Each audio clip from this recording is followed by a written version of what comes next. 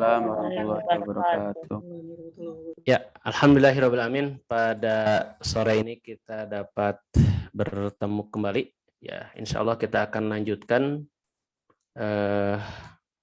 materi mengenai sistem tertanam dan Internet of Things ya. Pekan lalu kita sudah ya sedikit membahas tentang berbagai hal ya mengenai perkuliahan ini. Dan insya Allah pada sore ini kita akan lanjutkan materi IoT ya, dan pada kesempatan kita kali ini kita akan membahas mengenai secara spesifik pengenalan tentang apa itu IoT ya, sehingga kita bisa secara komprehensif memahami perbedaan-perbedaannya dibanding dengan sistem yang lain ya, karena konteksnya adalah bahwa sistem tertanam itu ada berbagai macam penerapannya, dan kadang-kadang ada kesalahan pemahaman misalnya mengenai perbedaan antara Internet of Things dan wireless sensor network ya. Baik. Nah,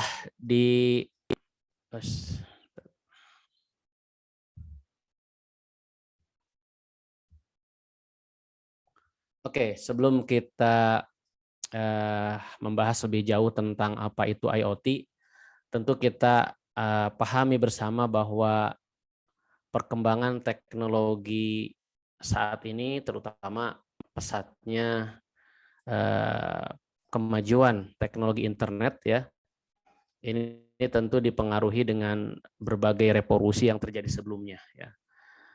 Di mana revolusi industri ini mendorong untuk secara terus-menerus terjadinya perubahan-perubahan pada sisi teknologi ya, baik misalnya untuk secara langsung kebutuhan proses industri ataupun ya hal-hal yang lain yang mendukungnya. Misalnya ya pada teknologi misalnya perakitan ya, perakitan kendaraan ya. Dulu ketika misalnya di zaman mekanisasi industri ya, dengan perangkat-perangkat yang masih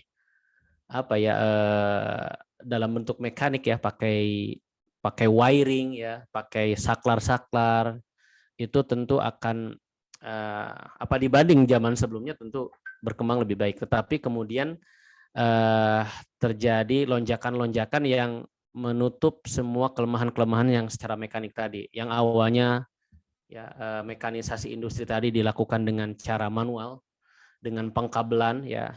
Misalnya kalau di industri otomotif ya, karoseri atau perakitan kendaraan, itu kan terdiri dari berbagai robot ya, arm robotik, kemudian juga misalnya konveyor yang semuanya itu terhubung secara satu persatu menggunakan kabel.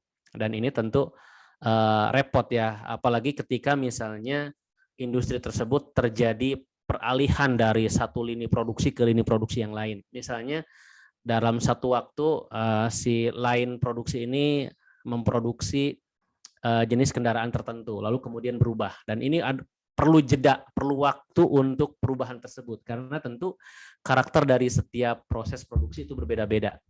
Begitu juga misalnya saya pernah dulu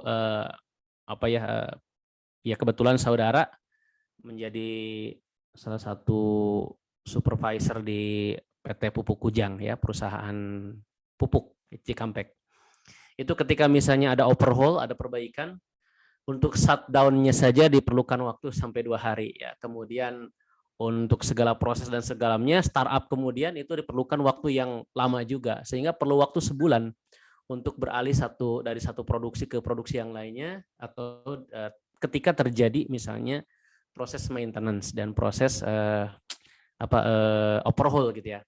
Nah, dengan lonjakan-lonjakan teknologi, apalagi misalnya tadi perkembangan teknologi komputer ya, kita tahu hukum Moore setiap 18 bulan terjadi kelipatan kemampuan ya, kemampuan processing dari prosesor yang dihasilkan ya. Sejarahnya kan mikrokomputer itu ya diawali dengan Misalnya kalau Intel itu punya 8085 ya. Intel punya 8085. Kemudian ada Zilog dengan Z80-nya atau Motorola dengan tipe 6805-nya. Itu adalah prosesor generasi awal yang 8 bit gitu ya, dan mempunyai kapasitas paling tidak lebih dari 4 kilobyte ya. Kilobyte. Lalu kemudian meningkat setiap 2 tahun, meningkat dan meningkat, dan sekarang kita saksikan sendiri ya, untuk skala komputer desktop ya, untuk server, mainframe, apalagi superkomputer ya, terjadi lonjakan-lonjakan yang demikian dahsyat. Apalagi misalnya ketika kita lihat prosesor untuk mobile device ya, berbagai vendor berlomba-lomba untuk menciptakan kemampuan yang berlipat setiap tahunnya atau setiap perubahannya, dan itu juga mendukung teknologi yang lain ya. Ketika misalnya untuk menghasilkan chip-chip komputer tersebut semakin murah, semakin mudah dengan kecepatan dan kemampuan yang berkali lipat, maka ini mendorong perkembangan teknologi yang lain. Dan kita lihat di di era 21 ya, abad 21 ini ya, artinya sejak tahun 2000 sebenarnya terjadi peningkatan ya, berbagai device itu menggunakan teknologi yang didukung oleh processing yang semakin cepat. Ya, di Indonesia mungkin baru 5 tahunan ini atau tidak lebih dari 7 tahun lah perkembangan atau boomingnya IoT ya. Orang membicarakan di mana-mana IoT. Itu didukung dengan yang pertama adalah kemudahan untuk mengakses informasi ya, dalam hal ini adalah misalnya library ya, repository dan sebagainya. Ya, ini didorong oleh perkembangan internet tentu saja. Dulu untuk akses internet kita harus ke warnet. Sekarang dimanapun kita bisa mengakses internet. Bahkan mungkin sudah tidak ada lagi warnet di Indonesia ya. Walau alam masih ada atau tidak. Kalau di Jepang, warnet dan game center masih sangat banyak bertebaran karena tidak semua orang juga berlangganan internet, orang Jepang itu. Ya, walaupun dia punya teknologi device, teknologi internet yang canggih, tapi tidak semua juga berlangganan internet karena ada saja yang hanya berlangganan layanan voice saja. Ya, contohnya beberapa mahasiswa termasuk saya ya, itu tidak berlangganan internet karena lumayan. Misalnya 1 bulan 2.000 yen, 300 ribuan selama setahun kan lumayan, sudah 3 juta gitu ya. Padahal internet kita setiap hari kecepatannya 1 gigabit. Baik di apartemen ataupun di kampus itu, karena satu provider, satu jaringan. Nah, ketika keluar misalnya, maka dibutuhkan layanan internet, dan di Jepang masih banyak layanan warnet yang itu dimanfaatkan oleh orang-orang yang ingin ngirit, backpacker lah ya. Misalnya saya ke Tokyo, kita tidak punya kalau ke hotel semalam hitungannya per orang kalau di sana ya. Bisa sampai 500.000 misalnya. Ke warnet cukup semalam berarti 12 jam ya. 12 jam kali, kalau tidak salah, tidak lebih dari 100 yen per jamnya. Berarti 1.200 yen. 1.200 yen ya sekitar 150 ribuan. Itu kita tinggal main internet sepuasnya, kalau ngantuk ya tidur. Ya, toilet ada, ya makan tinggal tinggal bawa bento gitu ya, dipanasin. Itu sudah oke. Nah, contohnya itu ya. Nah, maksudnya gini, di Indonesia perkembangan internet baru tahun 2000-an lah, 2005-an lah ya. Maaf, 2000-an sudah banyak warnet, tapi kemudian orang sudah mulai punya akses melalui mobile-nya tahun 2010-an. Sekitar itulah ya, mungkin 2007, 2008 ya, maksudnya lebih murah gitu ya. Sebelumnya ada tapi tidak semua orang mengakses ya.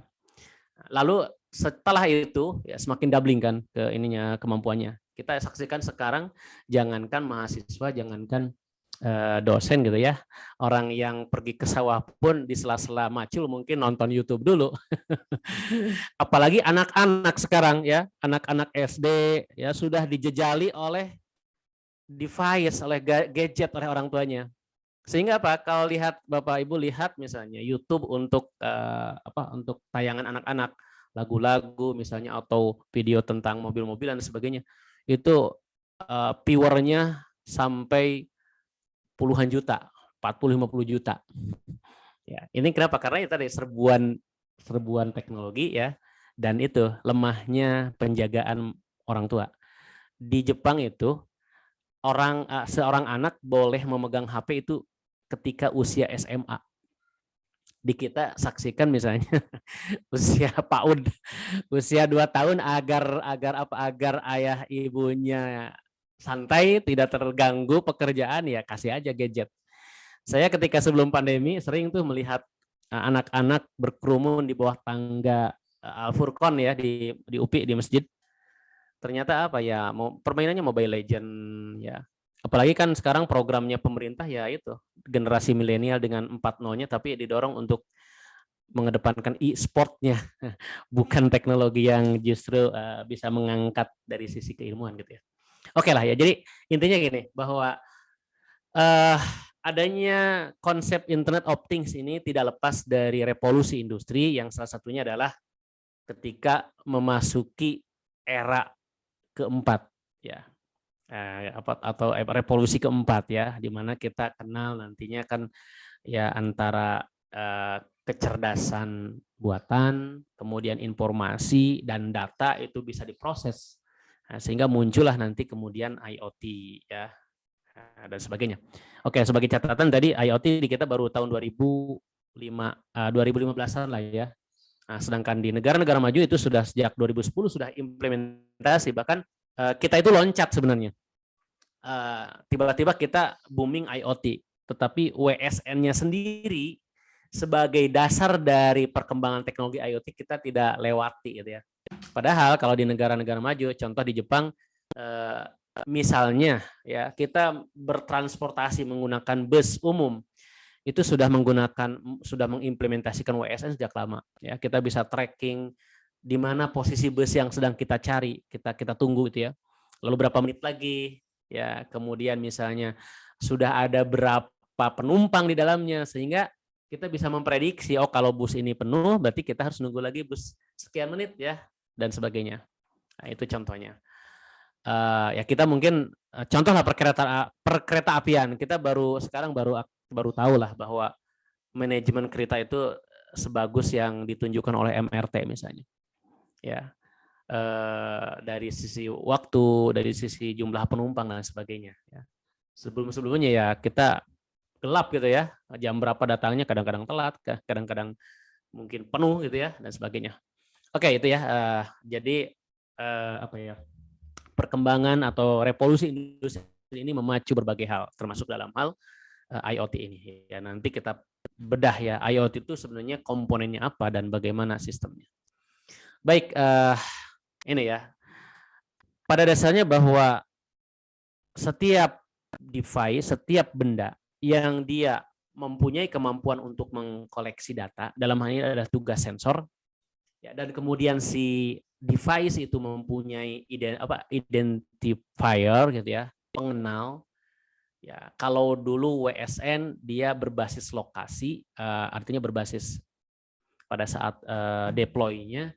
Nah, sedangkan IoT ya karena kita sudah memasuki era misalnya IP6 ya, sehingga lebih banyak lagi device yang dapat diberikan identitas gitu ya, maka ya identifier untuk IoT adalah IP ya, dan ini sebagai pengenal ya untuk mengetahui bahwa data itu bersumber dari mana gitu.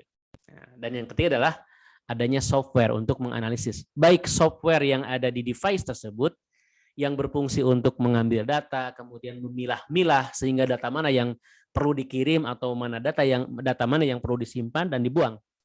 Nah, ketiga unsur inilah ya, ada sensor, ada pengidentifikasi. Kalau sekarang IP, kalau dulu dalam bentuk identitas di device-nya, jadi ada penomoran, tetapi dia self configuration, jadi menomori diri sendiri ketika tergabung ke network gitu ya. Nah, kemudian ada software. Ini dulu disebut dengan wireless sensor network. Jadi dari termnya adalah wireless, artinya dia pakai radio ya, secara nirkabel, pakai radio komunikasi. Dulu belum WSN ini tidak menggunakan internet, tetapi masih radio komunikasi, dan datanya adalah data yang yang apa ya, yang simple lah di dalam bentuk teks gitu ya, tidak seperti IoT yang bisa mengirim video ya, audio dan sebagainya. Lalu kemudian ada software untuk membuat satu apa ya, satu network lah. Nah, itu disebut dengan WSN. Lalu kemudian dengan perkembangan internet, maka tentu perlu untuk misalnya berkomunikasi secara real time ya dengan sesama node sensornya atau dengan gateway atau dengan layer yang lebih tinggi ke server ya, yang nantinya bisa diakses oleh user ya dalam bentuk dashboard, presentasi data gitu ya. Bahkan bisa dijadikan sebagai analyzer gitu ya bagi stakeholder, bagi pemilik perusahaan misalnya. Mereka dapat mengambil decision ya, berbasis data yang terkumpul tersebut. Nanti varian-variannya banyak sekali ya. Sebelum era IoT ini ada namanya cyber physical system, kemudian ada mesin to mesin gitu ya dan sebagainya. Nah, inilah komponen pembentuk dari IoT ya. Ada sensor, ada identitas atau alamat gitu ya. Kemudian ada software yang memprosesnya dan ada konektivitas internet ya. Sehingga antara satu sensor dengan yang lainnya dapat saling berkomunikasi.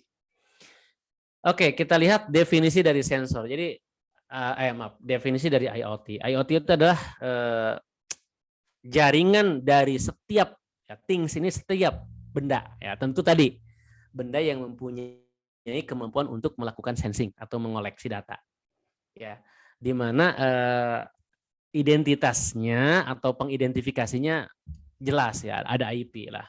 Nah, kemudian ada software yang embedded, yang tertanam di dalamnya, ada kemampuan intelijen memilah data, mensortir data, bahkan nantinya bisa menganalisis data.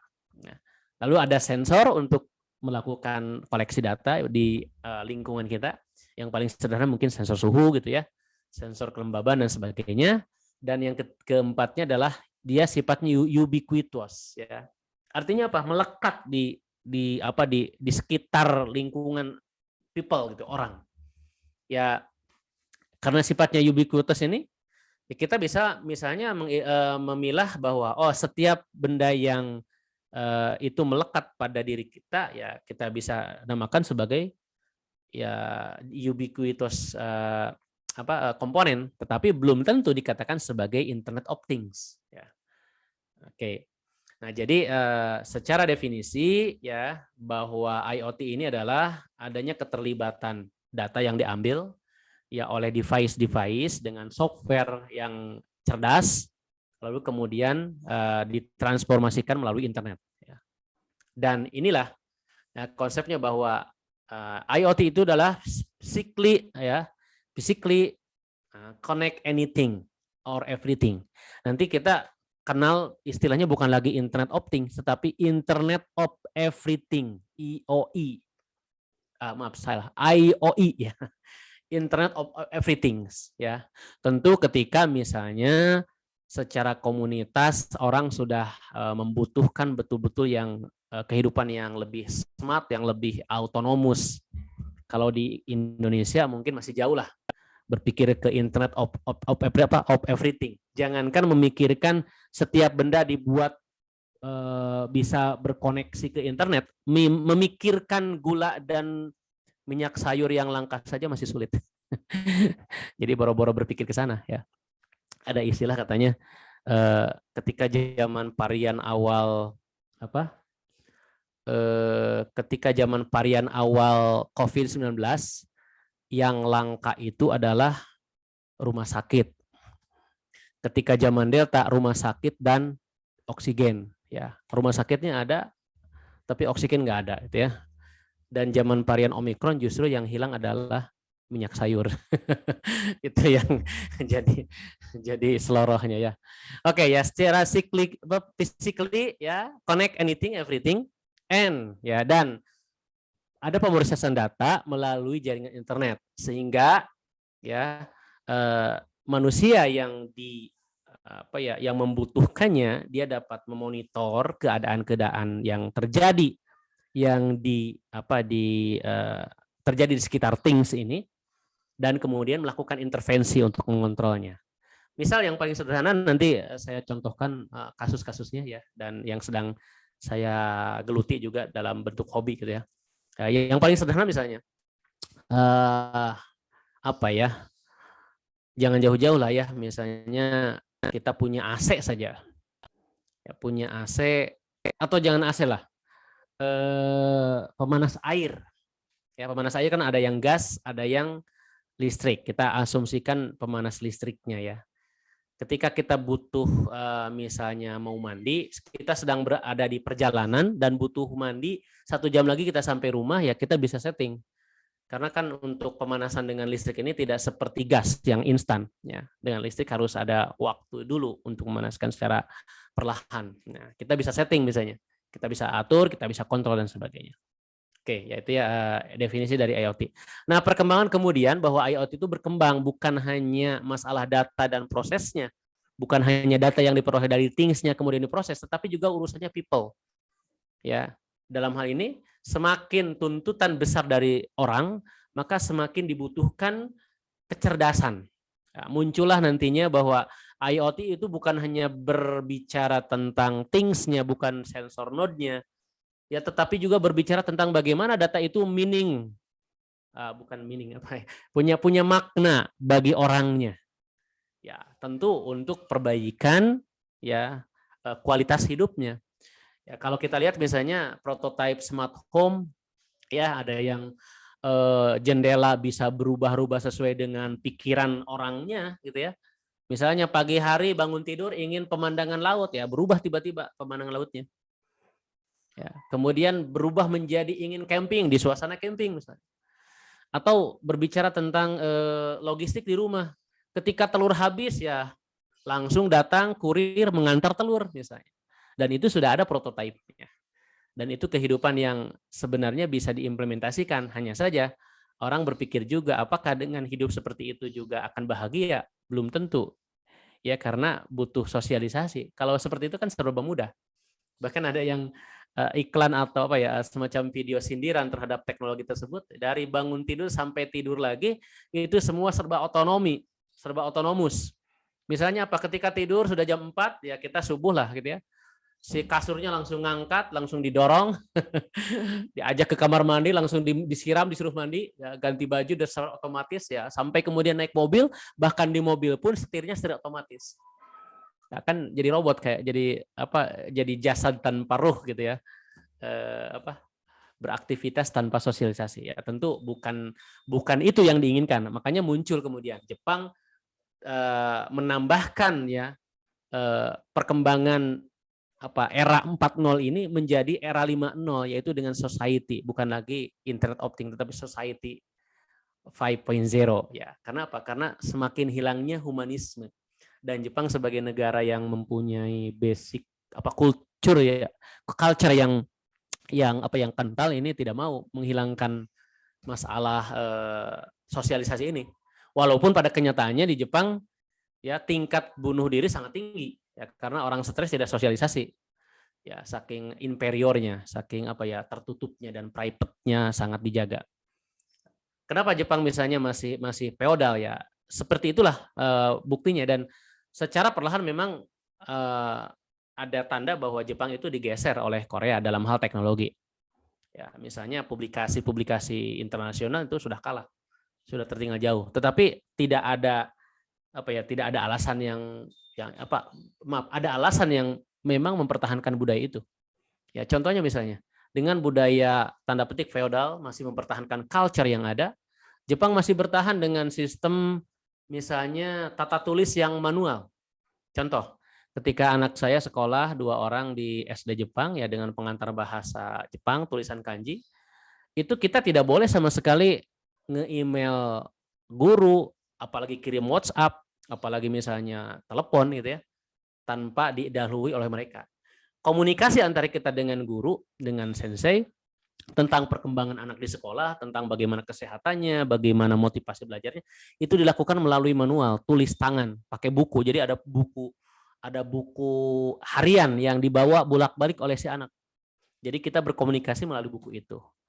Atau misalnya pada saat acara-acara momen Selamat Hari Ibu, Hari Bapak gitu, di Jepang ada Hari Bapak.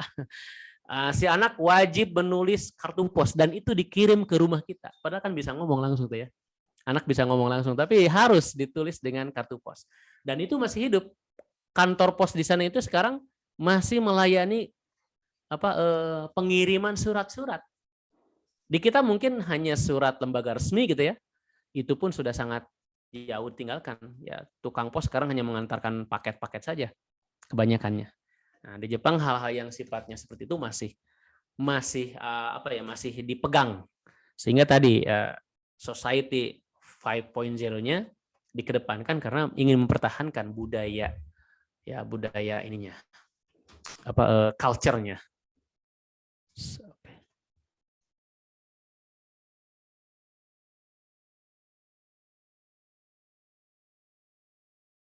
Sebentar ya, Bapak Ibu, mohon maaf sebentar, mungkin 2 menitan.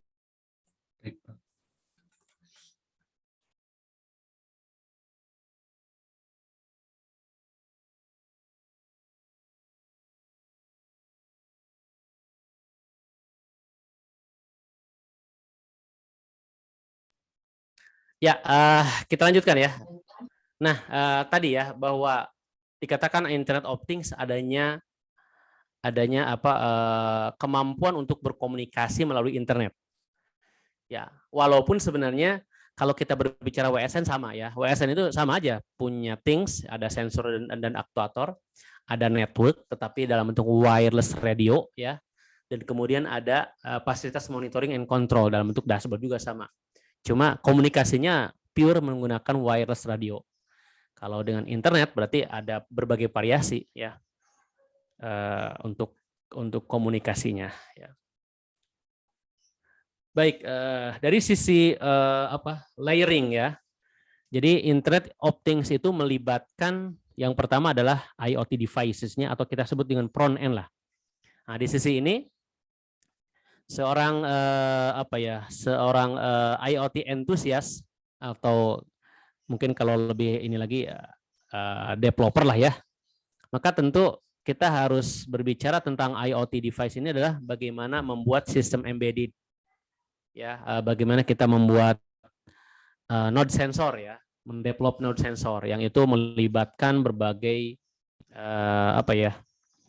berbagai kompetensi tentu saja, kemampuan untuk troubleshooting ya dalam hal elektronik, kemampuan untuk programmingnya, pemahaman terhadap hardware-nya, dan juga misalnya pemahaman terhadap software-nya. Karena apa? Karena data yang diperoleh dari sensor-sensor ini tidak serta-merta semuanya harus dikirim.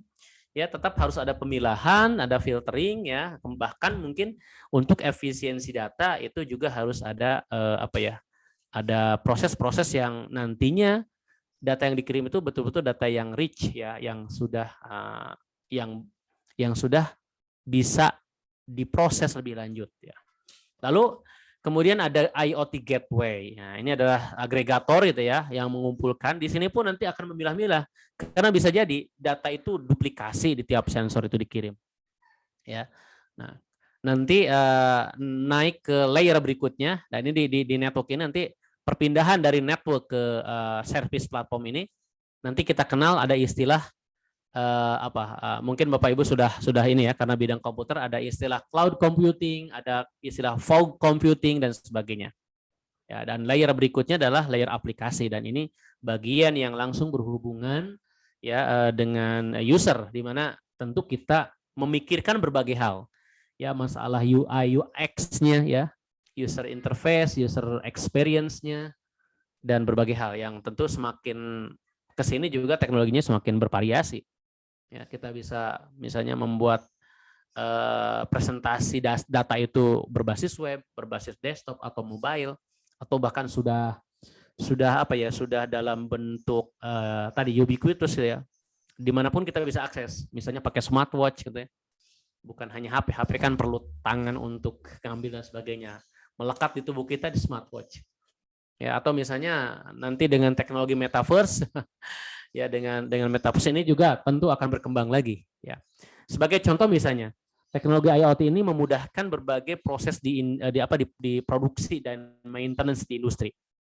Dulu misalnya saya ingat betul ketika misalnya kita mengunjungi pabrik-pabrik ya, banyak alat yang itu mahal harganya dan proses maintenance-nya harus dilakukan langsung oleh tenaga ahli dari negara vendornya, produsennya. Ya.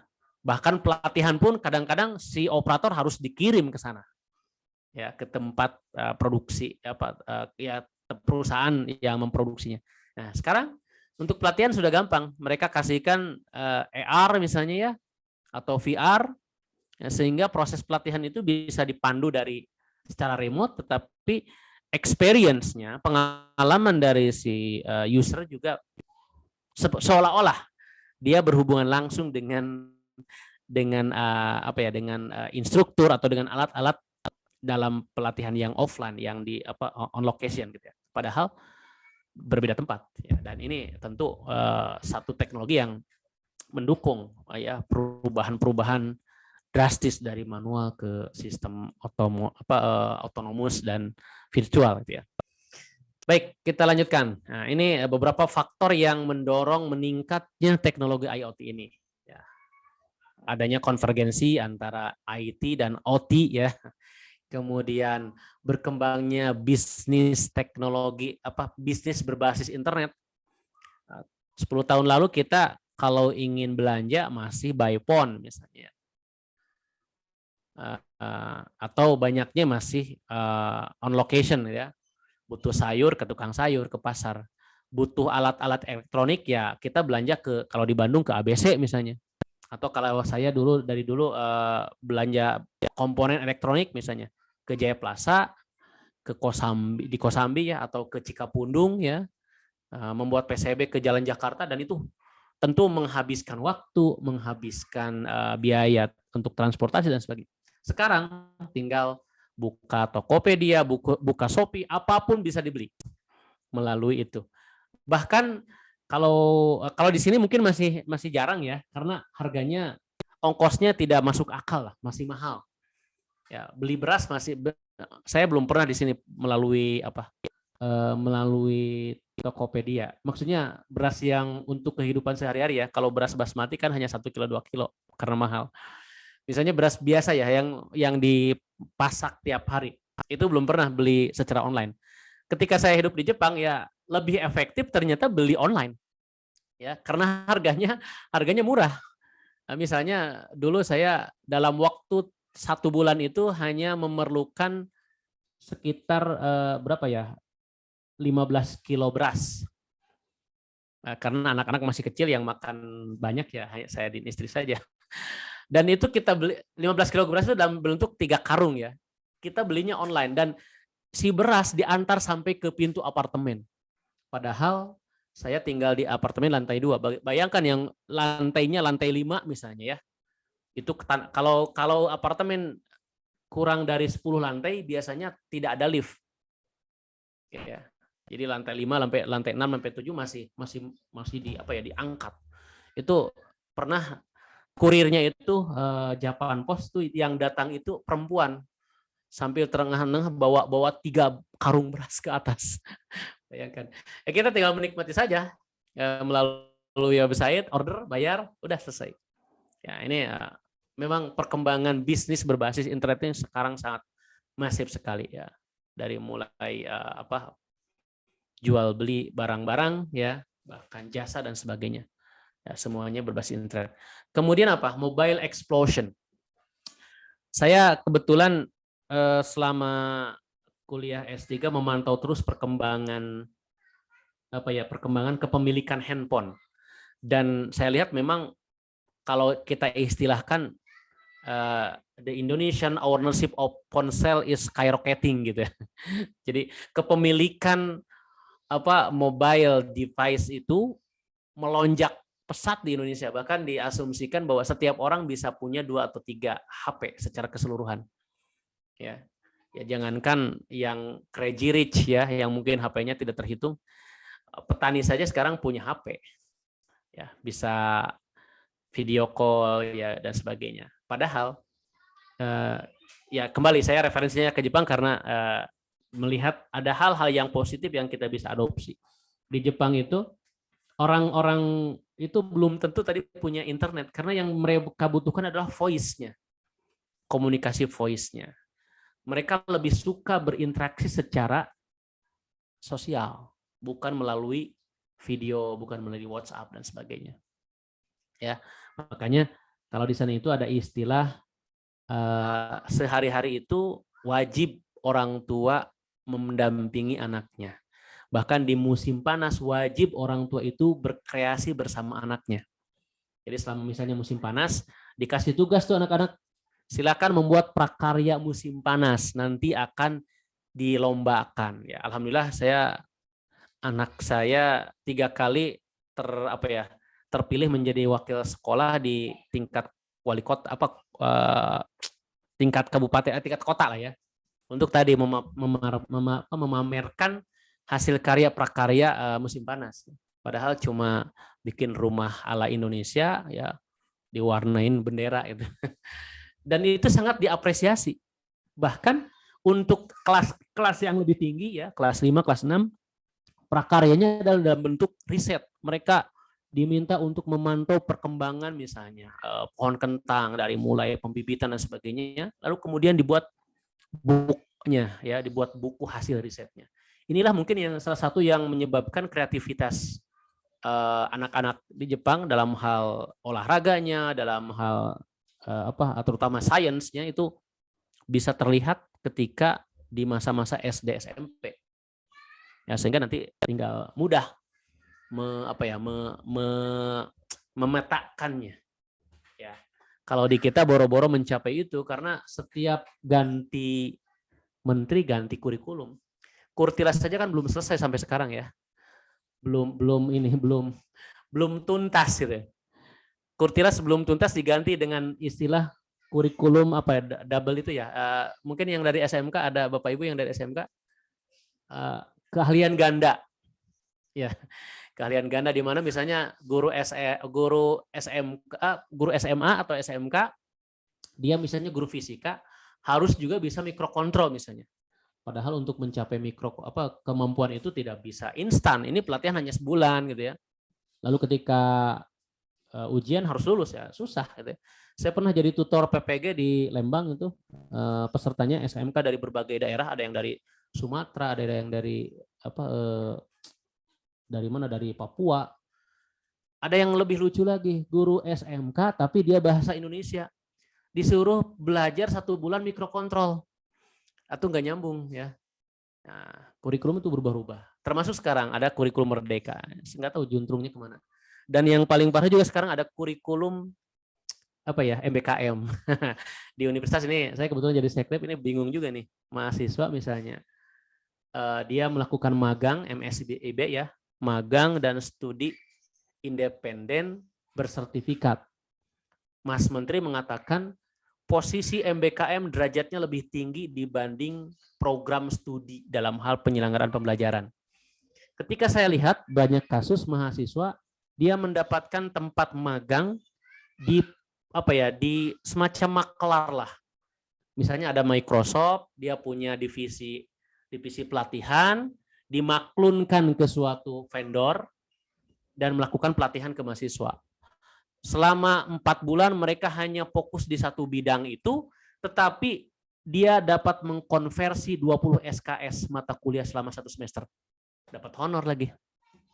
Bayangkan, saya kebetulan mengampu mata kuliah yang diminta dikonversi oleh mahasiswa. Oke lah, saya luluskan saya bolehkan saja, tapi saya pikir Anda pasti nilainya bodong, kata saya. Belum tentu mampu secara kompetensi, tapi Anda nilainya dapat A misalnya, karena harus mengikut nilai magang tadi. Padahal magangnya cuma misalnya bikin website, dan websitenya pun tidak sekompleks yang tugas yang saya berikan ke mahasiswa temannya yang tidak ada MBKM gitu ya. Tapi mereka harus dapat nilai 20 SKS, bayangkan, dan bisa mengkonversi 60 SKS. Setengahnya dari kurikulum. Itu kacaunya, menurut saya kacaunya kurikulum MBKM sekarang. Ya, ini catatan bahwa memang di Indonesia itu dari tahun ke tahun ganti penguasa, ganti menteri, ya, kurikulumnya ya muter-muter saja, tidak pernah mature ya. Ya, bayangkan misalnya di Jepang itu dari zaman dulu sampai sekarang saya diskusi banyak dengan sensei, tidak pernah ada perubahan kurikulum ya, tapi betul-betul dia mengarahkan kemana si anak siswa ini untuk apa ya, sesuai dengan bidangnya. Oke, ya ini kemana-mana agak sedikit ini. Ya ada mobile explosion, kemudian social media explosion. Ya dulu mungkin hanya ada WhatsApp gitu ya. Masih ingat saya 2012 ketika berangkat ke Jepang itu kita masih bermain SMS. WhatsApp belum belum populer, bahkan harus bayar $1 per bulan kalau tidak salah. Ya sekitar 10 ribuan. Nah, kemudian digratiskan, kemudian terjadi explosion ya, dan sekarang WhatsApp sudah menjadi pemain utama dalam hal messenger, ya messaging. Dulu mungkin pakai Yahoo Messenger ya, atau pakai masih pakai Facebook Messenger. Nah, sekarang sudah dominan hampir semuanya pakai WhatsApp mungkin ya. Nah, dan ini bukan hanya itu, diikuti oleh yang lain, misalnya ada TikTok dan sebagainya, sehingga apa? Semakin berkembangnya ya hal-hal yang memang mendorong manusia membutuhkan yang lain. Ya. Lalu kemudian masalah analitik gitu ya.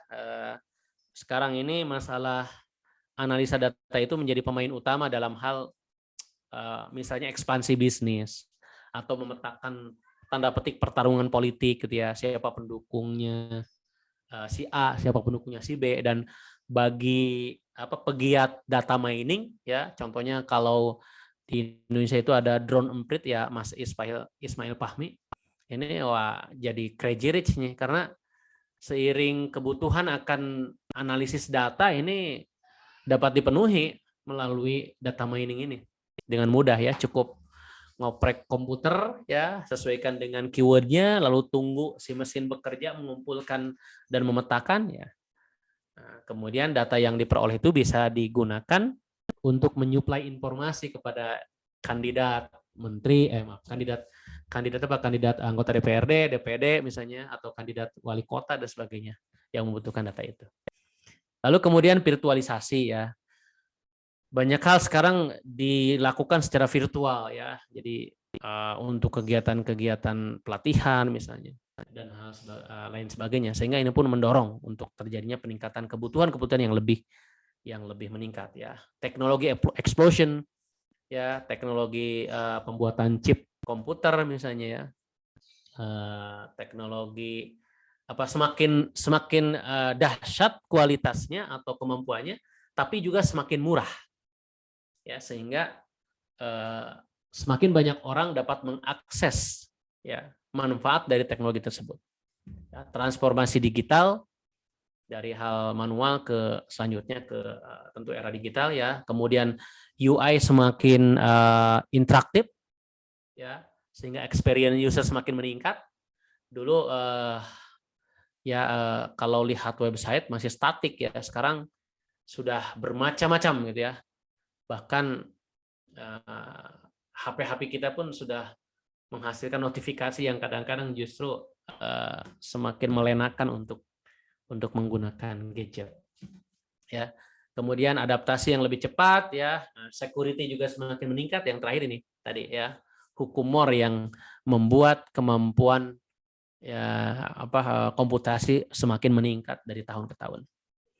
Oke, itu beberapa faktor yang semakin mendorong peningkatan kebutuhan akan IoT ya, sehingga ya untuk pemenuhannya pun semakin semakin jor-joran ya, semakin masif. Baik, kita lihat. Nah, ini beberapa hal ini lebih case base ya. Kita lihat bahwa perkembangan IoT ini bisa kita manfaatkan untuk berbagai keperluan. Ya, nanti misalnya dalam hal ini kita sebagai negara agraria ya, saya sangat miris sekali melihat bahwa negara ini adalah negara agraris, di mana kita mempunyai hutan yang luas, areal pertanian yang luas, tetapi ya hampir selalu ada kabar-kabar yang tidak nyaman gitu ya. Contoh misalnya, kalau Bapak Ibu pergi ke Lembang, ya berdialog dengan masyarakat bawah, mereka bukan lagi pemilik tanah, asli mereka. Yang terjadi justru mereka semakin tidak efisien dalam bertani. Contoh misalnya, kebutuhan pupuk sangat besar, harga mahal, tapi ketika panen harga jatuh. Ya, produk-produk pertanian tidak terdistribusi, ya, tidak tertampung. Ya. Dan ini juga kembali bahwa mereka memang tidak mempunyai teknologi dan tidak mempunyai payung yang aman bagi usaha-usaha mereka. Misalnya kalau di Jepang dicontohkan ya, itu sayur mayur yang kita bisa beli di supermarket mayoritas itu dihasilkan dari para petani rumahan. Ya, jadi punya rumah, ada sawah, bertanam padi dan gandum, kadang-kadang disambil dengan kedelai, lalu kemudian di lahan pekarangan itu bermacam sayuran, ada bawang daun, lobak gitu ya, kemudian bayam dan sebagainya itu. Dan para petaninya kebanyakan adalah para manula yang pensiun. Jadi usia 70-80 bertani, tapi mereka sejahtera. Karena apa? Karena walaupun sayur-sayuran, buah-buahan tersebut dihasilkan dari rumahan, mereka tidak khawatir lagi bahwa produk-produk mereka itu menjadi sampah. Karena berapapun banyaknya, dalam situasi apapun, ya ada payung yang akan menyalurkan atau menampung produk tersebut. Ya, ada namanya JA, Japan Agriculture, ya semacam koperasi lah. Ya, harusnya Bulog seperti itu. Nah, kita miris gitu ya. Lahan pertanian tidak maksimal, bahkan tidak efisien. Bahkan kalau kita lihat Indonesia negara yang hutan sawitnya terbesar tetapi minyak langka, kan aneh. Sesuatu yang sangat aneh ya. Dan padahal jati diri bangsa Indonesia adalah negara agraris. Nah, misalnya apa? Kita dapat manfaatkan peluang ini ya dengan misalnya menerapkan IoT dalam hal pertanian ya, di mana dengan teknologi IoT ini kita dapat melakukan remote monitoring ya kondisi dan infrastruktur yang ada ya. Lalu kemudian kita juga dapat mengimprove ya hasil-hasil pertanian dan prosesnya melalui data analisis yang disediakan oleh sistem. Ya. Kemudian semakin cepat dan dalam hal mengakses data secara real time, apalagi kalau misalnya sektor pertanian ataupun perikanan yang menjadi bisnisnya itu sesuatu yang krusial ya, yang sangat sensitif dalam hal suhu misalnya, dalam hal perlakuan pemberian makan dan sebagainya ya. Dan yang penting adalah bahwa dengan penerapan teknologi dalam pertanian misalnya itu akan lebih efisien dalam penggunaan nutrisi ya, dalam hal ini pupuk, efisien dalam hal penggunaan air. Di kita mungkin dianggap bahwa air itu sesuatu yang tidak penting ya, dalam pengertian mau air terbuang pun tidak masalah. Padahal ya kembali bahwa semakin boros dalam hal penggunaan air tentu akan semakin mudah untuk terjadi kekurangan atau krisis gitu ya. Kalau di negara-negara yang maju yang betul-betul sangat sensitif dalam hal ini karena mereka tidak punya sumber air yang besar. Hutan-hutan mereka kebanyakan berbatu gitu ya. Ya, contoh lagi di Jepang lah gitu ya. Air itu sangat betul efisien digunakan. Contoh di kampus saya, walaupun itu kampus tidak lebih besar dari UPI gitu ya, luasnya, gedung pun hanya ada mungkin 9 gedung bertingkat dan ya tidak lebih luas dari kampus UPI lah. Tapi air itu dikelola dengan baik. Contoh misalnya, air buangan dari wastafel, dari kamar mandi, itu mereka tampung, olah kembali, dibalikin lagi ke kamar kita. jadi dalam satu area itu diolah, balikin lagi ke apartemen kita, ke kamar-kamar kita gitu. ya, dan itu sangat efisien deh dikelola, apalagi dalam urusan pertanian misalnya. Ya, fasilitas-fasilitas penjernihan air, pengelolaan air itu di setiap area desa itu ada. Ya. Baik, ya. Nah ini contohnya ya dalam agriculture itu misalnya apa? Dapat memonitor kondisi tanah, ya kelembabannya, pH-nya dan sebagainya menggunakan sensor-sensor yang tadi menggunakan sensor IoT. Ya. Lalu kemudian bisa merubah mode penyiraman ketika dibutuhkan misalnya penyiraman yang mencapai tanah gitu ya langsung, maka dia pakai drip. Ya, drip itu sistem tetes. Jadi netes terus ya, continue ya. Sehingga air yang disuplai ke tanah itu adalah air yang memang dibutuhkan oleh tanaman. Bayangkan kalau di kita gitu ya. Pokoknya sehari 2 kali nyiram pakai semprot ini. Mau kelebihan atau tidak terserah, yang penting nyiram. Nah, dengan drip system dia nutrisinya dihitung. Ya kebutuhan air satu pohon itu misalnya berapa liter per hari. Dihitung dalam waktu sekian jam, kalau per jamnya ada berapa tetes, itu berupa representasinya berapa sisi gitu ya. Itu nanti dihitung. Lalu ketika butuh misalnya si tanaman itu dispray dari atas bukan ke tanah untuk melembabkan permukaan daun-daun ya, dia pakai spray. Nah, perubahan-perubahan itu kan secara otomatis diukur. Dari mana? Dari keadaan tanah, dari keadaan cuaca. Ketika misalnya cuaca sangat terik, maka tentu mengamankan daun-daun ya dia di-spray atau dikombinasi nanti dengan dripnya agar tanahnya juga tidak kering dan sebagainya. Ya, oke. AgriWell ini adalah satu aplikasi ya atau salah satu sistem di pertanian yang menggunakan IoT. Lalu dia akan memberikan juga alert jika terjadi masalah ya. Dan dalam hal ini maka akan sangat mengefisiensi waktu dan penggunaan air ya. Oke, nah sekarang kita berbicara hal yang inilah sedikit mungkin Bapak Ibu nanti bisa kepikiran lah ya. Ini siapa yang tidak senang anggur? Saya pikir semuanya senang anggur. Bahkan saking senangnya kadang-kadang kita mungkin makan anggur itu tidak hampir sama dengan makan daging lah ya. Dalam artian tidak tiap hari ya. Mungkin tidak tiap bulan juga ya. Karena apa? Karena saking mahalnya harga anggur dan harga daging gitu misalnya. Ya saya sendiri mengaku lah bahwa kita tidak bisa, selain untuk kesehatan tentu ya tidak semua orang bisa makan daging tiap hari. Ya, mungkin karena budaya kita lebih senang tahu tempe atau bahkan karena mahal ya.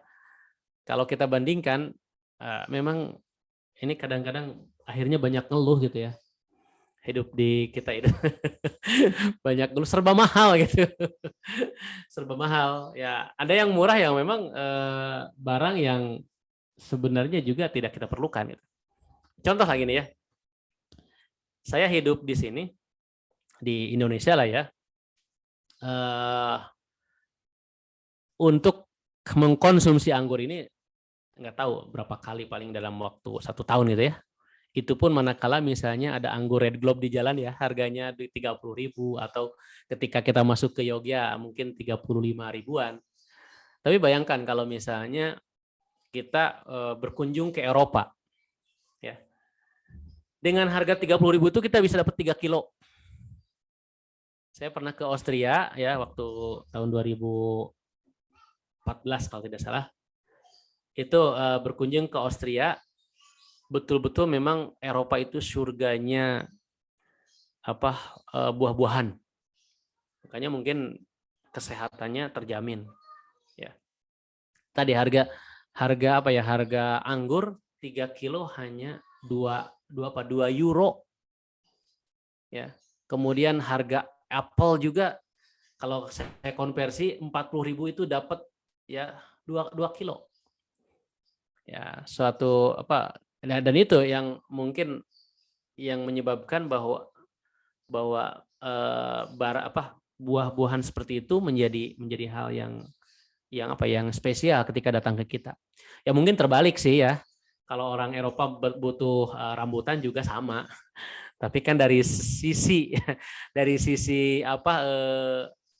tanda petik gengsinya ya tentu kelasnya beda gitu ya. Nah, oke, kenapa anggur bisa mahal? Karena kan dia tanaman hanya satu musim. Ya, kemudian apa? Kemudian kan impor gitu ya. Nah, ini peluang ketika misalnya masa pandemi, orang ini jadi rame-rame beralih ini, atau bukan beralih ya, mencari pengisi waktu ya selama pandemi ini. Mungkin bagi mahasiswa yang awalnya kuliah offline harus di rumah terus, atau para karyawan yang harusnya bekerja di kantor menjadi WFH terus gitu ya. Atau bahkan bagi para kepala keluarga yang terdampak langsung. Apakah misalnya menjadi korban langsung pandemi ataupun perusahaannya bangkrut, ini pun menjadi masalah dalam hal penghasilan yang terganggu tadi. Nah, saya lihat beberapa grup ya, ini belum yang belum diedit nih ya. Ada beberapa grup ya yang sebentar, ini kayaknya ada yang salah nih, tidak tersimpan ya. Oke lah. Ada beberapa grup yang dia berbicara tentang tanaman anggur. Tanaman anggur ini kan tanaman subtropis ya, yang dia tumbuh sesuai dengan perubahan musimnya. Misalnya apa, di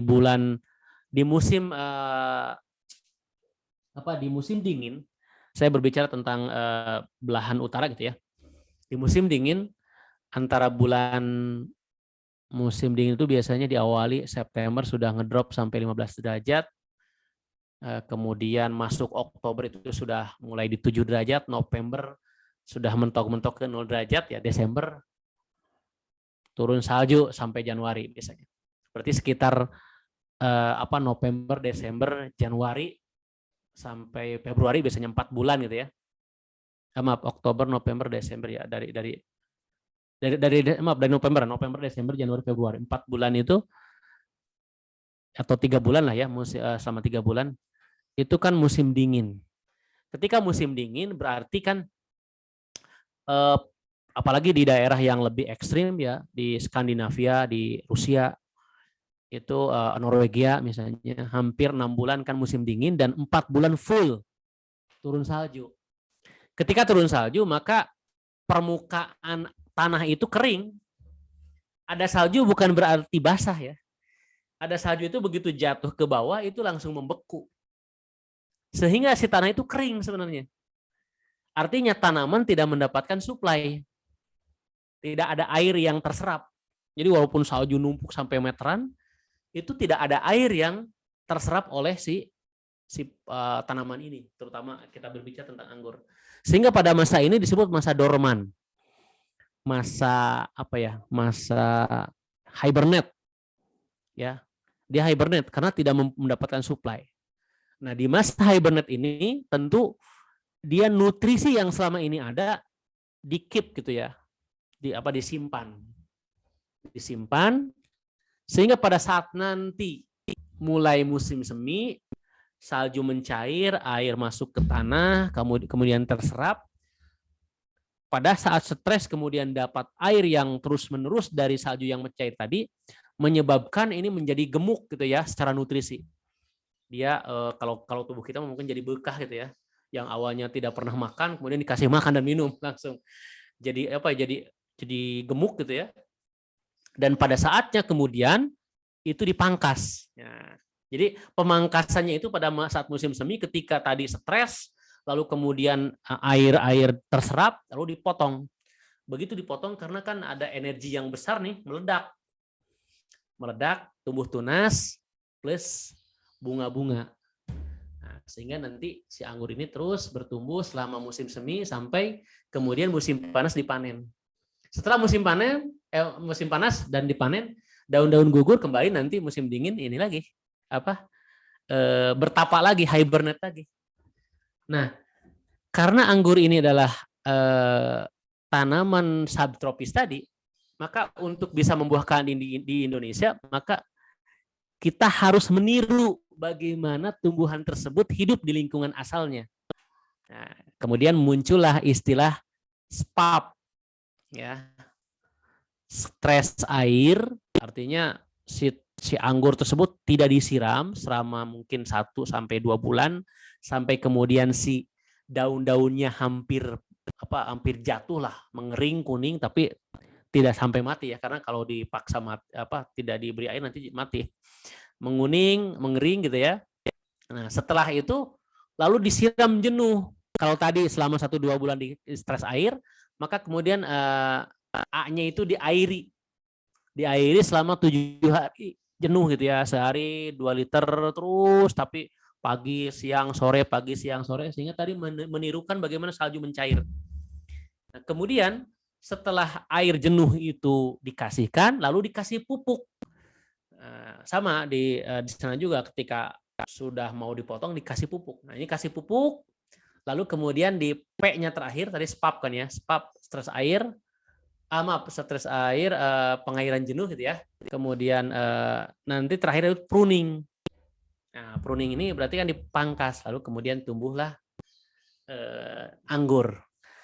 Nah, di grup Facebook yang ada yang sampai 500.000 anggotanya, mayoritas itu pemula yang tadi ingin mengisi WFH gitu ya, bertani anggur. Padahal anggur ini atau hobi yang mahal sepertinya. Satu bibit itu minimal 100.000, bahkan ada yang sampai 2 juta bibitnya. Bayangkan seorang pemula karena saking bernapsunya ingin menghasilkan anggur di rumah sendiri, beli bibit sampai puluhan juta, tapi penanganan belum paham. Akhirnya apa? Banyak bertanya. Mending kalau banyak bertanya dijawab dengan yang benar. Banyak yang justru jawabannya justru mencelakakan. Kasih ini, kasih itu, akhirnya dikasih overdosis mati. Padahal uang puluhan juta, gitu ya. Dan ini peluang bagi yang mempunyai pemahaman IoT.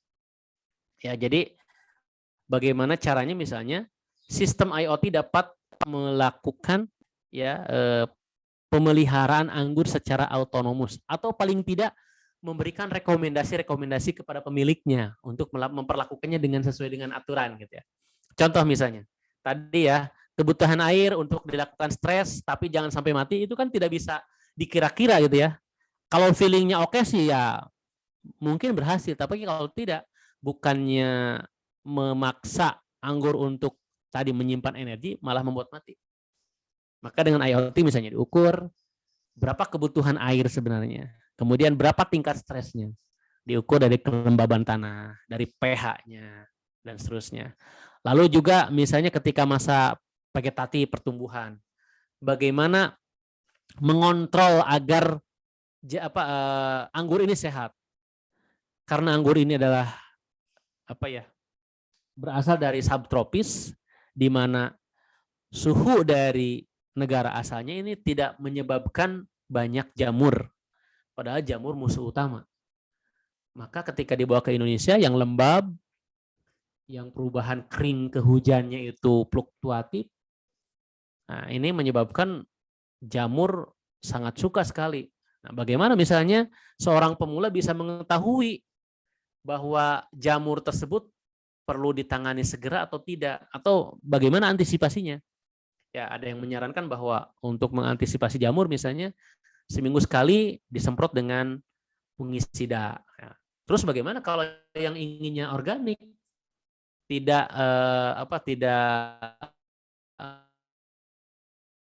ini perlu juga nanti misalnya ada aplikasi misalnya kompetisi HP misalnya, ini jamur apa, nanti obatnya bagaimana, yang organik bagaimana misalnya.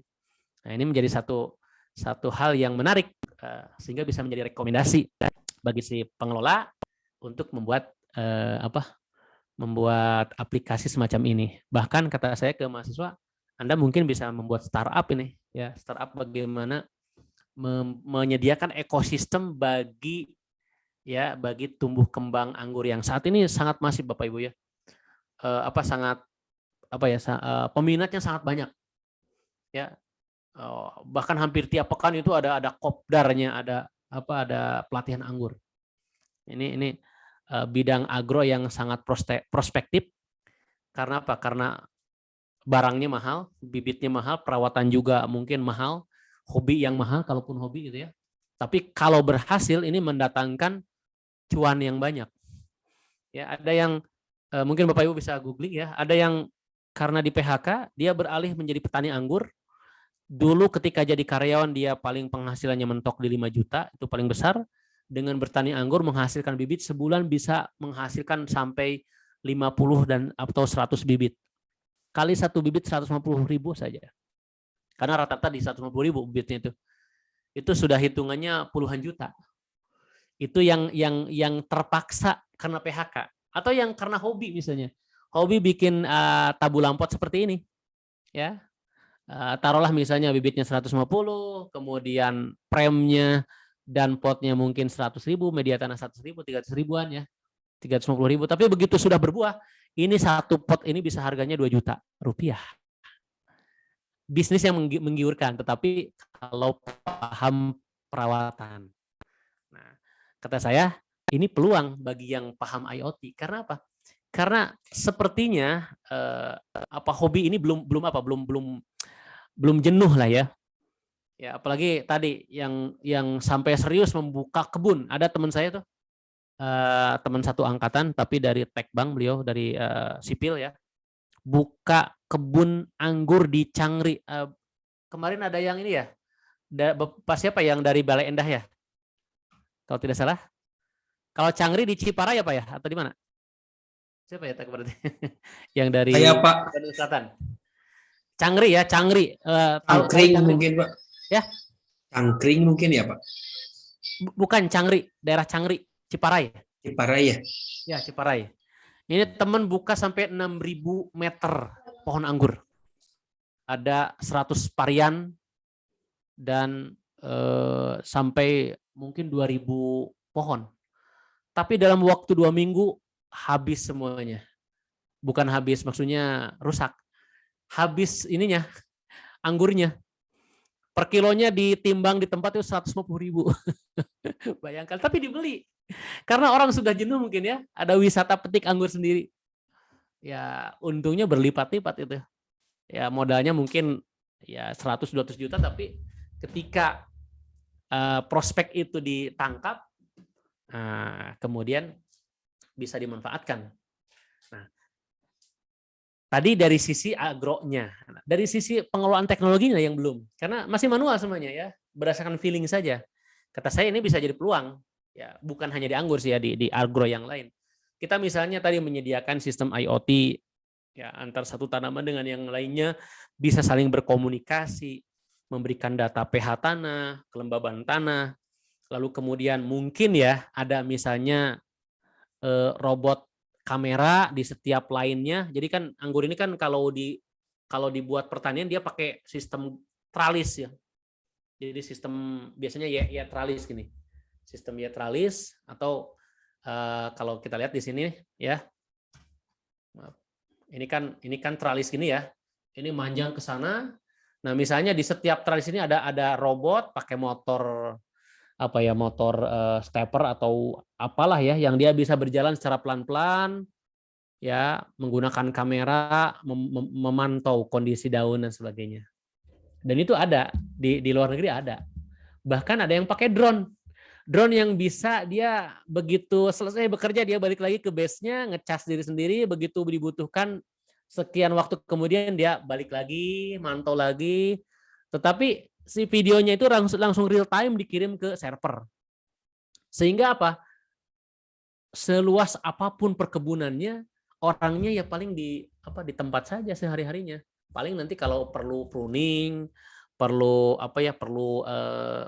panen dan sebagainya. Semua pemupukan, pemantauan itu dilakukan secara sistem IoT. Ya kan ini kan pengairannya bisa pakai drip system nih.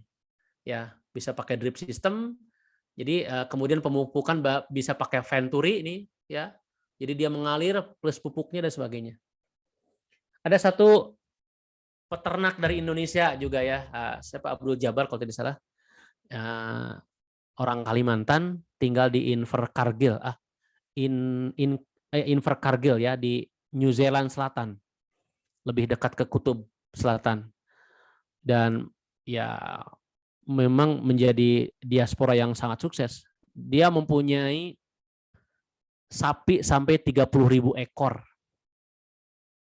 Dikelola hanya oleh 10 orang. Bayangkan 30.000 ekor dengan luas tanah kalau tidak salah sampai 6.000 hektar dikelola oleh 10 orang. Ya kalau tidak pakai teknologi yang canggih ya tentu tidak akan bisa seperti itu. Nah, ini contoh peluang-peluang. Memang kita masih jauh lah harapannya kalau untuk berbicara secara masif menggunakan teknologi ini ya. Tadi jangankan memikirkan smart agriculture, agriculture atau smart home atau smart city masih jauh lah. Jangankan memikirkan teknologi yang canggih seperti itu, memikirkan makan sehari-hari pun mungkin masih banyak yang masih fokus di sana. Atau setidaknya memikirkan bagaimana memperoleh minyak goreng pun masih sibuk dengan itu. Saya sudah 4 hari nih habis minyak sayur di rumah, kemana-mana habis terus. Mungkin harus 24 jam nunggu di supermarket gitu supaya pada saat stok ada bisa ngambil. Aneh kan, negara yang sungguh luar biasa luasnya, sungguh luar biasa makmur dan suburnya, tetapi banyak hal kekurangannya. Ya, itu sesuatu yang ironi gitu ya. Nah, tapi mungkin ini peluang bagi kita, bagi Bapak Ibu mungkin ya, untuk bisa memanfaatkan ya tantangan ini. Salah satunya dengan IoT ini. Mungkin selama ini belum terpikir IoT cuma gitu. Tapi kalau Bapak Ibu manfaatkan ini banyak sekali yang dapat kita peluang yang dapat kita tangkap. Ada satu orang mahasiswa UGM dulunya itu salah satu peserta yang selalu ikut di lomba robot cerdas. Jadi kan ada lomba robot cerdas ya. Saya dulu punya bimbingan mahasiswa alumni mahasiswa Ilkom. Mungkin ada yang kenal nggak? Angkatan 2000 dulu saya 2011 membimbing dia. Namanya siapa ya? Saya lupa. Kebetulan waktu itu Kompor UPI baru mengikuti lomba robot humanoid dan ya baru punya dua robot bioloid. Itu saya bimbing. Jadi programmer computer vision-nya dari Ilkom, kemudian teknisi robotnya dari Elektro, ya 3 orang. Dan alhamdulillah dengan modal pas-pasan bisa juara nasional, juara 1 kompetisi sepak bola robot. Tapi sejak terakhir pertama kali dan terakhir jadi juara itu sampai sekarang setiap tahun yang pegang jadi juara itu ITS, ada robot Eros namanya. Itu sudah melanglang buana dan selalu menang tiap tahun. Jadi pertama kalinya ikut lomba robot bidang sepak bola dan pertama kalinya juara, setelah itu sampai sekarang tidak ada lagi ya dari UPI yang bisa tembus ke final di robot cerdas sepak bola. Saya lupa namanya, mungkin nanti kalau hafal, kalau ingat saya inikan ya.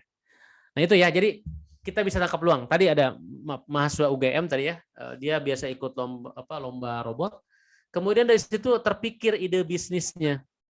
Jadi setelah lulus dia mengembangkan robot sendiri, robot terbang. Jadi membuat drone dengan kemampuan lifting sampai 15 kg. Jadi kalau 15 kg kan berarti setara dengan pengiriman barang ya. Di Singapura sudah ada bekerja sama dengan Boeing, memanfaatkan drone untuk dropping paket. Begitu juga di Jepang ada Amazon dengan salah satu perusahaan lokal ya teknologi drone, ya itu juga sama, sudah menggunakan drone untuk mengirimkan paket-paket dari Amazon, tapi masih lingkup Tokyo. Nah, si mahasiswa ini yang UGM ini setelah lulus dia membuat inovasi, menciptakan robot atau drone yang berkapasitas 15 kilo dan dia memberikan layanan penyemprotan pupuk ya dan fungisida, pestisida di petani-petani sekitar Yogyakarta. Tapi kemudian sekarang berkembang ya sehingga punya cabang dan melayani kebutuhan nasional. Nah, ini bisa jadi setelah paham bahwa IoT ini sebenarnya bidang yang menantang dan yang bisa kita manfaatkan untuk hal-hal yang mungkin bermanfaat di sekeliling kita. Tadi paling sederhana misalnya ya untuk para hobiis membuat sistem IoT-nya, atau kalau bisa misalnya pemasarannya, kita bisa menggandeng para petani ya, apakah dengan sistem layanan, alat-alat kita sediakan misalnya ya, alat-alat kita sediakan, maintenance-nya kita sediakan, mereka yang membayar prosesnya. Karena apa? Karena kalau dilakukan, ini sebenarnya lebih efisien dalam hal tadi penggunaan air, penggunaan pupuk dan sebagainya. Oke lah kalau misalnya petani yang airnya itu mengalir tanpa batas. Bagaimana kalau petani yang justru ketika untuk mendapatkan air, dia perlu mengeluarkan biaya listrik, biaya bensin untuk pompa pompa yang portable kayak gitu. Nah, ini satu hal yang mungkin sangat peluang. Dan yang penting bahwa dengan IoT sebenarnya banyak tantangan yang bisa kita geluti. Ya, misalnya dari sisi security-nya, bagaimana keamanan data IoT device. Lalu dari sisi layanannya, aplikasinya, ya kemudian misalnya tadi ada service platform, ada istilah PaaS ya, ada SaaS, System as a Service ya, kemudian ada Infrastructure as a Service dan sebagainya. Nah ini peluang dan tantangan. Dan saya pikir karena Bapak Ibu kan ini nanti pada saat melakukan penelitian untuk tesis pun mungkin bisa kemana-mana ya, bisa ke network, bisa ke aplikasi, atau kalau mau yang ambil tantangan bidang IoT ini bisa juga ya membuat satu kajian IoT ya untuk tesis nanti. Dan banyak hal yang bisa dilakukan ya, misalnya membuat sistem pengelolaan gedung di UPI misalnya. Saya waktu bulan November kemarin dilibatkan untuk ikut rapat di Green Matrix-nya UPI. Green Matrix adalah pemeringkatan universitas berdasarkan green teknologinya atau green environment-nya. Ini pemeringkatan oleh UI. Nah, kemudian saya ditantang, bisa nggak kira-kira memantau gedung-gedung di UPI? Kata saya bisa, tapi tidak dalam waktu dekat karena belum melakukan riset. Beli sih silahkan boleh, tapi ratusan juta. Ya, maksudnya beli di luar gitu ya, diminta keluar, tapi ratusan juta. Tapi kalau misalnya melakukan penelitian tentu tidak instan. Nah, maksudnya gini, banyak gedung di UPI itu yang tidak efisien. Ya, saya ada gedung, nggak tahu nih MIPA masuk nggak? Ada gedung yang dia hanya 3 gedung, ya, yang dihibah dari ADB. Per bulannya biaya listrik sampai 150 juta per bulan ya. Kata saya ini besar sekali. Ya, saya tahu bahwa di MIPA pun perlu listrik yang besar ya untuk berbagai peralatannya. Tapi ini lebih besar lagi kata saya. Tentu ada sesuatu yang bocor nih. Bisa karena penggunaan daya yang tidak terkontrol, ataukah ada pencurian. Misalnya kan ada yang gedungnya dekat ke rumah penduduk gitu ya. Ternyata distribusi dicuri atau bagaimana. Nah, ini peluang juga misalnya kalau mau dibuatkan sistemnya. Jadi energy monitoring ya dan sebagainya. Jadi tantangan dan peluang di bidang IoT ini banyak sekali tadi dari hilir sampai hulur ya. Hilir sampai hulu gitu ya. Maksudnya dari layer paling bawah, dari node sensornya, tentu di situ ada kemampuan untuk troubleshooting, programming ya, kemudian sistem desain gitu ya dan sebagainya. Atau layer setelahnya yaitu di networknya ya, bagaimana efisiensi efisiensi data ya, memanfaatkan teknologi internet dalam pengertian bagaimana kompresi datanya, bagaimana topologi pengiriman data dan sebagainya. Atau dari sisi security, keamanannya. Karena yang paling krusial juga di IoT ini adalah masalah keamanan. Ya. Kan kita tidak tahu tiba-tiba misalnya peralatan IoT di sekeliling kita disadap gitu ya. Kan sudah banyak kabar juga kamera web yang dia sebenarnya tidak kita gunakan tapi terhubung ke internet ya, bisa memantau keadaan rumah. Mending kalau tidak berbau private gitu ya. Ya, kalau yang sampai disadap dan sebagainya kan masalah. Oke, itu security. Layer paling atas sebenarnya bagaimana menyediakan integrasi sistem sehingga menyediakan backbone ya, server yang bisa melayani berbagai kebutuhan, atau layer paling atas lagi dari sisi aplikasinya. Bagaimana menciptakan aplikasi berbasis web, mobile ataupun yang lainnya yang secara UI dan UX juga mementingkan kebutuhan user ya, sesuai dengan perkembangannya. Baik, itu mungkin sebagai pengantar pada perkuliahan kita hari ini tentang teknologi IoT. Pekan depan insya Allah kita akan sudah masuk ke yang paling dasar, yaitu bagaimana kita memahami mikrokontrol, ya, bagaimana melakukan programmingnya dan sebagainya. Ya, ada beberapa hal mungkin yang nanti saya skip, misalnya tentang arsitektur komputer kan mungkin Bapak Ibu sudah paham lah ya dari bidang komputer. Nanti kita lebih kepada hardware prosesor untuk mikrokontrolnya yang langsung kita bahas. Demikian, mungkin ada hal yang bisa didiskusikan atau hal yang lainnya, silakan. Oh ya, nanti saya di grup minta ini ya, minta alamat emailnya, atau saya sharing saja untuk bisa join dengan invitasi email ya ke Asana ya, ke kolaboratif project management.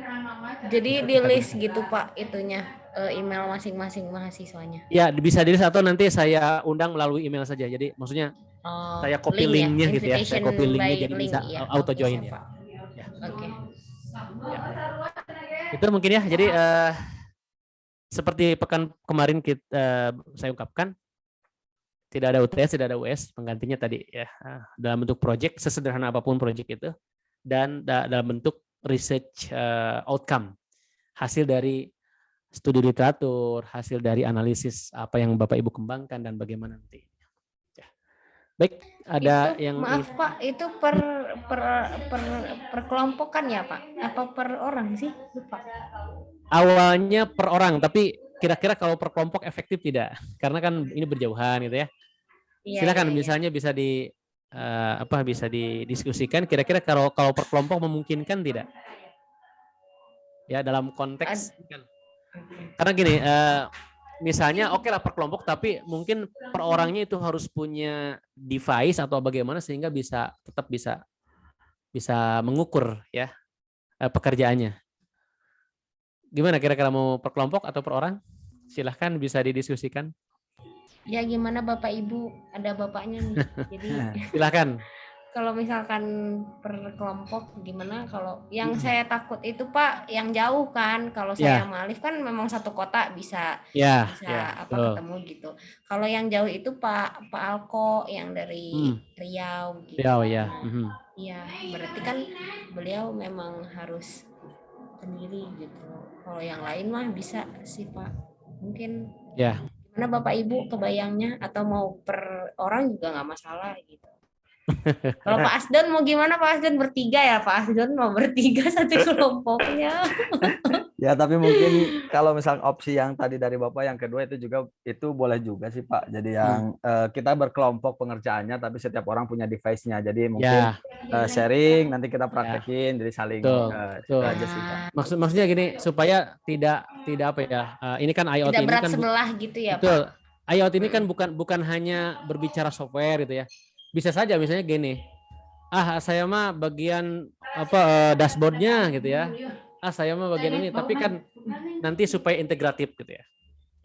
Iya Pak. Berkelompok tapi tetap masing-masing harus bisa memahami apa sisi hardware-nya dan sisi software-nya. Ya, betul Pak. Siap Pak. Inginnya sih sebenarnya dalam hal praktik ini bisa dilakukan remote. Saya kebetulan selama setahun kemarin sudah melakukan penelitian membuat IoT remote lab. Ya, jadi kita inginnya di lab saya di Elektro itu ada Raspberry, ada ISP dan sebagainya. Kemudian mahasiswa bisa melakukan praktikum secara remote. Tapi ternyata masih ada kendala karena kita menggunakan yang open source, pakai Thingsboard, dan ada satu kendala bahwa port yang kita butuhkan ternyata memang untuk versi open ini tidak bisa dioprek gitu ya. Walaupun open source tapi ya ada limitasi ternyata. Nah, mungkin kedepannya ini inginnya sih mengembangkan dashboard sendiri. Jadi ya, itulah tadi mengapa walaupun open source, saya diingatkan bahwa open source itu kadang-kadang ya kita tidak bisa melanjutkan project kalau memang itu berhenti di situ. Makanya sekarang pun sekarang sih sedang beralih dulu ya. Penelitian yang sekarang akan saya lakukan adalah membuat ini satu sistem namanya collaborative project based learning. Jadi kalau selama ini project-project seperti ini kan dilakukan secara manual ya di kampus, atau kalaupun di masa pandemi paling ya menggunakan WhatsApp gitu ya. Atau kalau menggunakan cara saya pakai Basecamp, pakai Asana, itu pun tidak integratif. Nah, kedepannya sih ingin membuat satu hal yang integratif, memadukan berbagai kebutuhan untuk proses kolaborasi tadi. Misal untuk menguji coba program secara kolaborasi, kita mungkin bisa pakai Code Runner gitu ya. Pakai Code Runner di embed di LMS. Nanti repositorinya secara automatically diambil dari GitHub misalnya. Ya, menggunakan API-nya, nanti kolaborasinya pakai aplikasi semacam Asana atau Basecamp, tapi hasil dari integrasi sendiri gitu ya, hasil develop sendiri gitu. Ya, seperti itu sih. Kemudian untuk Bapak Ibu ini bidang ilkomnya lebih ke arah mana ini? Ke hardware, ke network, atau ke software ini? Kalau selama ini S1 dulu. Kalau tidak salah software ya? Lebih ke software development ya atau ke mana? Ya kalau misalkan untuk yang ilkom nondiknya iya Pak, lebih ke software. Software ya. Ya kebetulan kalau waktu dulu sih, waktu saya gitu belajar yang berhubungan dengan IoT, ada apa ya, kalau nggak salah mata kuliahnya rancangan elektronika, itu cuma belajar nyolder sama ya. bikin betul, bikin apa betul, ya, bikin betul. robot line follower itu juga kan dari tutorial gitu. Jadi memang ketika sekarang belajar IoT dengan Bapak juga agak lumayan loncat. Berat gitu. Berat gitu. Agak loncat ya. Belum berat, kan ini masih introduction. Pak Didin, kalau misalkan gini, kan saya ini sekarang di Bandung gitu. Misalkan yang beberapa orang beberapa mahasiswa di sini kan juga ada yang domisili di Bandung. Ya. Kita kayak satu hari gitu Pak, offline, hari ya? Bapak bisanya ya gitu. Maksudnya mau ini aja, mau kayak biar kebayang gitu IoT yang seperti apa gitu. Boleh Pak nanti. Alex ya. Sesekali mungkin minggu sebulan ini, Pak, sekali minggu atau depan, bagaimana? soalnya minggu depan saya udah pulang Pak, gitu rencananya. Oh gitu. Iya. Tapi masalahnya kan kalau sore itu jam kerja juga sudah ini ya, sudah iya sih. jam 3. Nah, kalau misalnya di waktu hari offline Sabtu tersebut, Minggu, kalau Sabtu Minggu biasanya kasihan ya Bapak libur ya. Jumat, kalau Jumat ada ada kuliah enggak? Oh, bisa Pak, Jumat Pak saya mah. Jumat minggu ini ya? Jumat. Ya enggak, pekan depan bisa lah, atau kapan? Oh ya udah, Jumat minggu depan bisa. Pak Alex bisa ya Pak Alex? Jangan saya aja, Kang Anjar, siapa lagi yang ada di Bandung teh? Ya, boleh lah. Kiki. Jumat pagi mungkin atau jam berapa? Kira-kira bisanya? Oh, boleh, saya mau Pak, oke aja Jumat pagi. Jumat pagi ya. Pak Asdon siapa tahu mau ikut, Pak Asep, Indra. Insya Allah. Kasihan ngajar.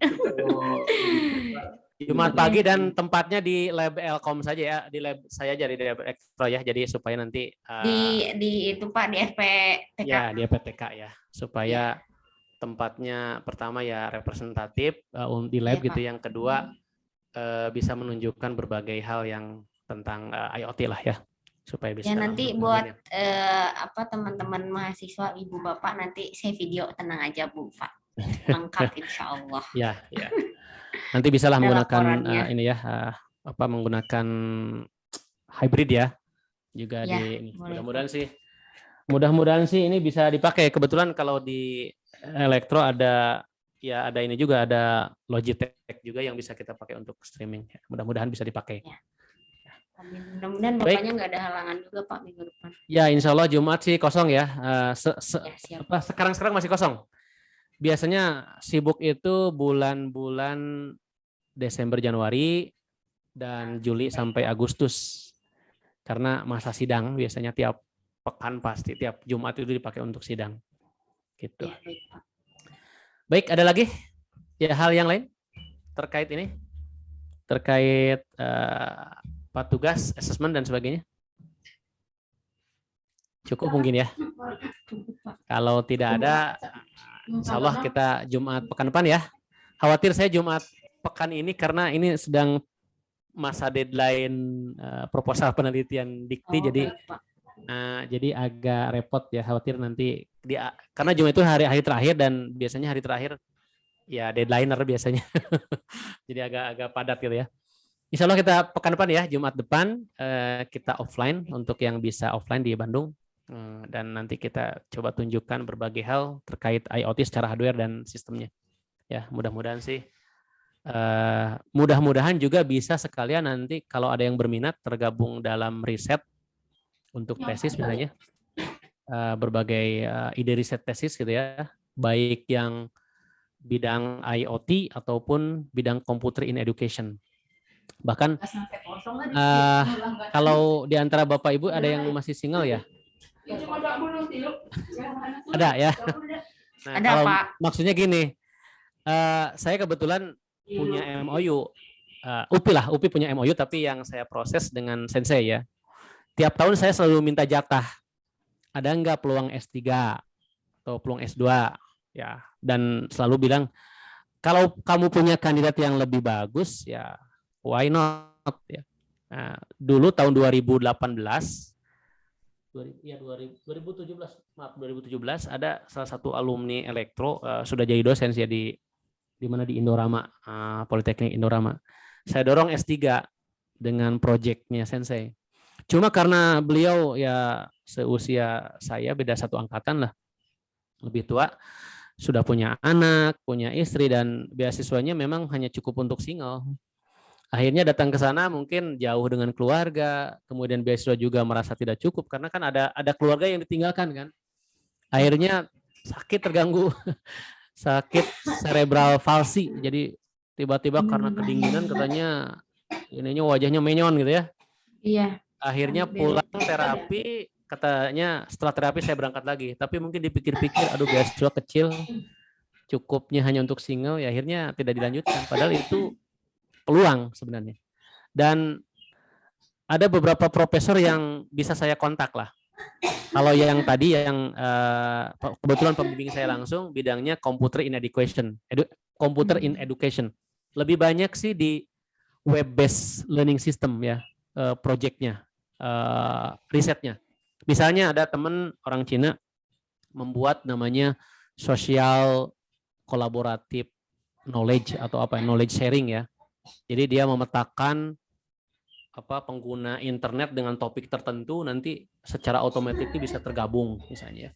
Ada lagi yang membuat kalau si senseinya sendiri membuat penelitian tentang ekstraksi PowerPoint.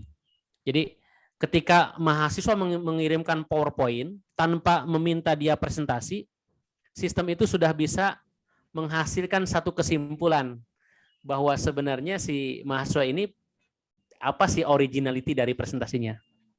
Ya, itu. Ada lagi misalnya kebetulan ini orang Kenya, sekarang kerja di Panasonic. Panasonic Jepang ya. Dia membuat sistem untuk review. Jadi gini, setiap mahasiswa yang mau nulis paper kan dia harus melakukan review dengan sensei. Misalnya draft versi 1 berbicara tentang apa dan sebagainya. Nah, nanti si web based application ini ketika draft paper tersebut diupload, dia bisa memetakan Anda tidak nyambung dengan apa yang disarankan oleh sensei misalnya.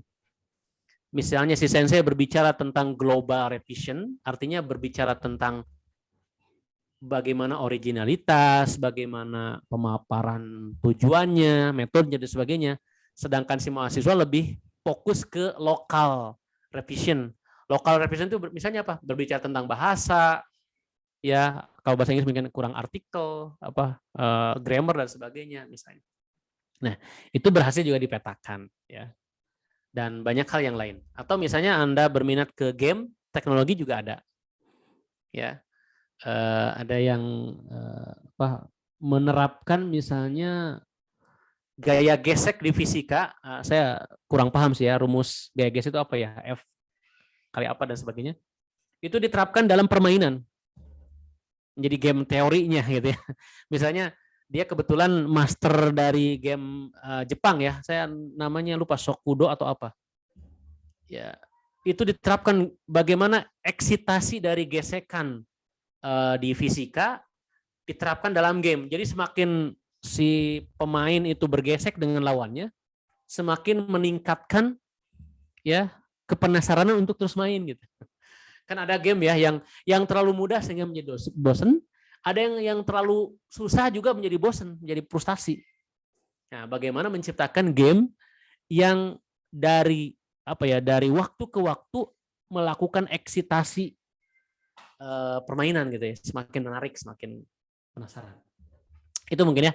Yang mudah-mudahan nanti bisa sharing ide research ya, ide riset untuk tesis ya, atau misalnya kalaulah mungkin bisa didorong, nggak tahu persyaratan lulus apakah proceeding atau jurnal untuk Ilkom ini? Ada syarat lulus nggak? Belum ini ya? Ini jurnal, Pak. Jurnal ya? Iya. Jurnal ya. Mungkin bisa nanti kita sharing apa saja yang bisa menjadi satu novelty ya. Ya, selain nanti mungkin di bidang Ilkomnya ya. Bidang Ilkom kan banyak, ada Pak Lala mungkin data analisis gitu ya, data science dan sebagainya. Baik, itu saja mungkin ya. Kita akan lanjutkan secara offline pekan depan insya Allah di lab elektro ya. Nanti dikontak saja. Waktunya mungkin nanti kita tentukan. Saya lihat dulu situasi ininya ya. Apakah Baik, misalnya jam 8 atau jam 9 ya. Nanti berarti dikonfirmasi lagi pas waktu perkuliahan minggu depan, Pak. Ya, Senin pagi lah ya. Senin pagi. Senin pagi ya, Baik, insya Allah ya. Ya, artinya apakah nanti kuliah hari Selasanya masih ada atau kita geser ke Jumat? Iya. Ya. Betul, Pak. Baik, Pak. Siap. Baik. Terima kasih, Pak. Ya, sama-sama, baik. Ada lagi? Cukup ya? Insya Allah cukup dan waktunya sudah habis. Kita cukupkan dulu sampai di sini. Insya Allah kita bertemu pekan depan. Terima kasih. Assalamualaikum warahmatullahi wabarakatuh. Waalaikumsalam warahmatullahi wabarakatuh. Terima kasih, Pak. Terima kasih, Pak. Sama-sama, baik ya. Baik, saya akhiri ya.